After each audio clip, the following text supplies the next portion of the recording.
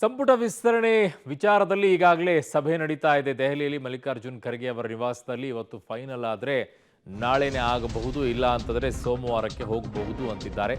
ಯಾವಾಗ ಮುಹೂರ್ತ ಏನು, ಸಂಪುಟ ವಿಸ್ತರಣೆಗೆ ಕೊನೆಗೂ ಮುಹೂರ್ತ ಅಂತಿದ್ದಾರೆ. ಇವತ್ತೇ ಪಟ್ಟಿ ಫೈನಲ್ ಸಾಧ್ಯತೆ ಅಂತಿದ್ದಾರೆ. ಸಾಧ್ಯತೆ, ಈ ಸಾಧ್ಯತೆಯನ್ನು ಕೇಳ್ಕೊಂಡೇ ವಾರ ಆಯಿತು. ಸಂಜೆ ಹೊತ್ತಿಗೆ ಗ್ರೀನ್ ಸಿಗ್ನಲ್ ಕೊಡ್ತಾರ ರಾಹುಲ್ ಗಾಂಧಿ. ಪಾಪ ಅವರು ಇನ್ಯಾವ ಪೂಜೆಯಲ್ಲಿ ಭಾಗಿಯಾಗಿರ್ತಾರೋ. ಖರ್ಗೆ ನಿವಾಸದಲ್ಲಿ ಹೈ ವೋಲ್ಟೇಜ್ ಸಭೆ ನಡೀತಾ ಇದೆ ಈಗ. ಅದಾದ ನಂತರ ರಾಹುಲ್ ಗಾಂಧಿ ಅವರು ಪ್ರಸಾದವನ್ನು ಕೊಡಬೇಕಾಗಿದೆ.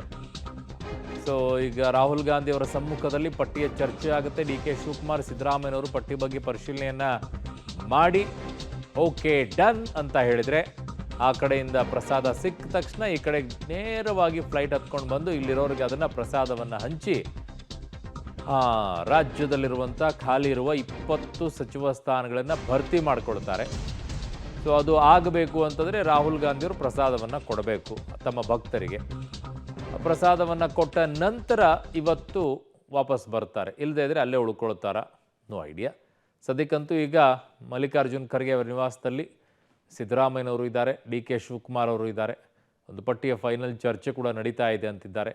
ಆಮೇಲೆ ಅದು ರಾಹುಲ್ ಗಾಂಧಿಯವ್ರ ಜೊತೆಗೂ ಕೂಡ ಚರ್ಚೆಯಾಗಿ ಪ್ರಸಾದ ಕೊಟ್ಟು ಕಳಿಸಿದರೆ, ಪ್ರಸಾದ ತಂದು ಕೊಟ್ಟು ಇದು ಯಾರ್ಯಾರಿಗೆ ಹಂಚಬೇಕು ಅಂತ ನೋಡ್ತಾರೆ. ಎಲ್ಲರಿಗೂ ಹಂಚೋಕ್ಕಾಗಲ್ಲ, 20 ಜನರಿಗೆ ಮಾತ್ರ ಹಂಚೋಕ್ಕೆ ಅವಕಾಶ ಇದೆ ಆ ಪ್ರಸಾದವನ್ನು. ಸೊ ಅದನ್ನು ಸಿದ್ದರಾಮಯ್ಯನವ್ರ ಕಡೆ ಇರುವಂಥ ಭಕ್ತರಿಗೆ ಎಷ್ಟು ಹಂಚ್ತಾರೋ, ಡಿ ಕೆ ಶಿವಕುಮಾರ್ ಕಡೆ ಇರುವಂಥ ಭಕ್ತರಿಗೆ ಎಷ್ಟು ಹಂಚ್ತಾರೋ ಗೊತ್ತಿಲ್ಲ. ಆದರೆ ಒಟ್ಟಿನಲ್ಲಿ ಟೋಟಲ್ ಮಾತ್ರ 20 ಇದ್ದಾರೆ. ಆ 20 ಭಕ್ತರಿಗೆ ಈಗ ಪ್ರಸಾದವನ್ನು ಹಂಚುವ ಕಾರ್ಯಕ್ರಮ ನಡೆಯುತ್ತೆ. ಅದೇ ಸಚಿವ ಸ್ಥಾನದ ಪ್ರಸಾದ. ನನ್ನ ಸಹೋದ್ಯೋಗಿ ಶಬೀರ್ ನನ್ನ ಸಂಪರ್ಕಕ್ಕೆ ಸಿಗ್ತಾ ಇದ್ದಾರೆ. ಶಬೀರ್, ನಾಳೆ ಬಾ ಅನ್ನುವಂಥದ್ದು ಈಗ ಹೊರಟು ಹೋಗಿ ಇವತ್ತೇ ಫೈನಲ್ ಆಗಿ ಆಗುತ್ತಾ? ಏನು ಕತೆ? ಅರುಣ್, ಬಹುತೇಕ ಅಂತಿಮ ಘಟ್ಟಕ್ಕೆ ಬಂದು ತಲುಪಿದೆ ಅಂತ ಕಾಣಿಸುತ್ತೆ. ಈಗ ಸದ್ಯಕ್ಕೆ ದೆಹಲಿಯಲ್ಲಿರುವಂತಹ ಕಾಂಗ್ರೆಸ್ನ ಅಧ್ಯಕ್ಷ ಅಂದರೆ AICC ಅಧ್ಯಕ್ಷ ಮಲ್ಲಿಕಾರ್ಜುನ್ ಖರ್ಗೆ ಅವರ ನಿವಾಸದಲ್ಲಿ ಒಂದು ಹೈ ವೋಲ್ಟೇಜ್ ಸಭೆ ನಡೀತಾ ಇದೆ.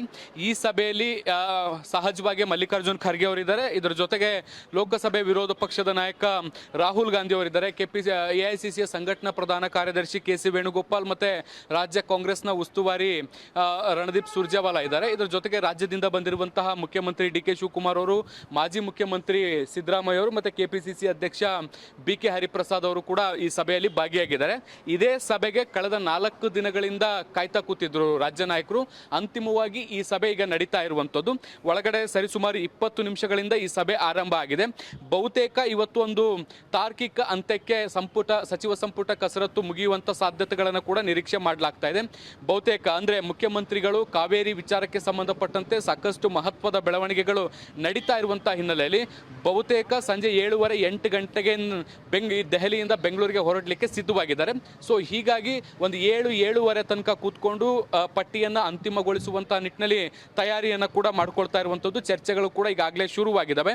ಈ ಹಿಂದೆ KC ವೇಣುಗೋಪಾಲ್ ಅವರ ನಿವಾಸದಲ್ಲೂ ಕೂಡ ಒಂದು ಹಂತದ ಚರ್ಚೆಯನ್ನು ಮಾಡಿದ್ರು. ಈಗ ಅದರ ಮುಂದುವರಿದ ಭಾಗವೂ ಕೂಡ ಹೌದು. ಬಹುತೇಕ ಇವತ್ತು ಸಚಿವ ಸಂಪುಟದ ಪಟ್ಟಿ ಅಂತಿಮ ಆಗುತ್ತೆ.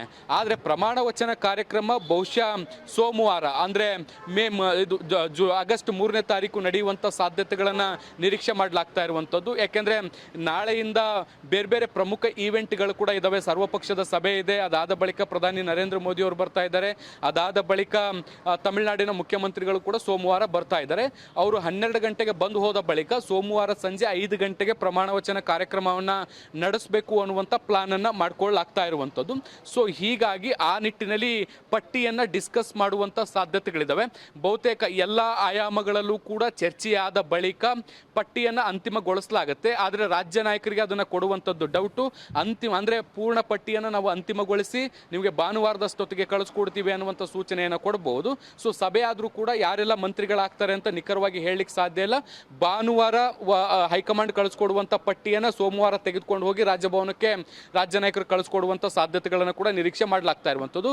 ಬಟ್ ಒಂದಂತೂ ನಿರಾಳ ಅಂತ ಅಂದರೆ ಕಾಂಗ್ರೆಸ್ ಶಾಸಕರಿಗೆ ಮತ್ತು ನಾಯಕರುಗಳಿಗೆ ಬಹಳ ದಿನಗಳಿಂದ ಪೆಂಡಿಂಗ್ ಉಳಿದಂಥ ಸಭೆ ಅಥವಾ ಈಗ ಆಗಬೇಕಾಗಿದ್ದಂಥ ಸಭೆ ಫೈನಲಿ ಆಗ್ತಾ ಇದೆಯಲ್ಲ ಅನ್ನುವಂಥದ್ದೇ ಒಂದು ನಿರಾಳತೆ.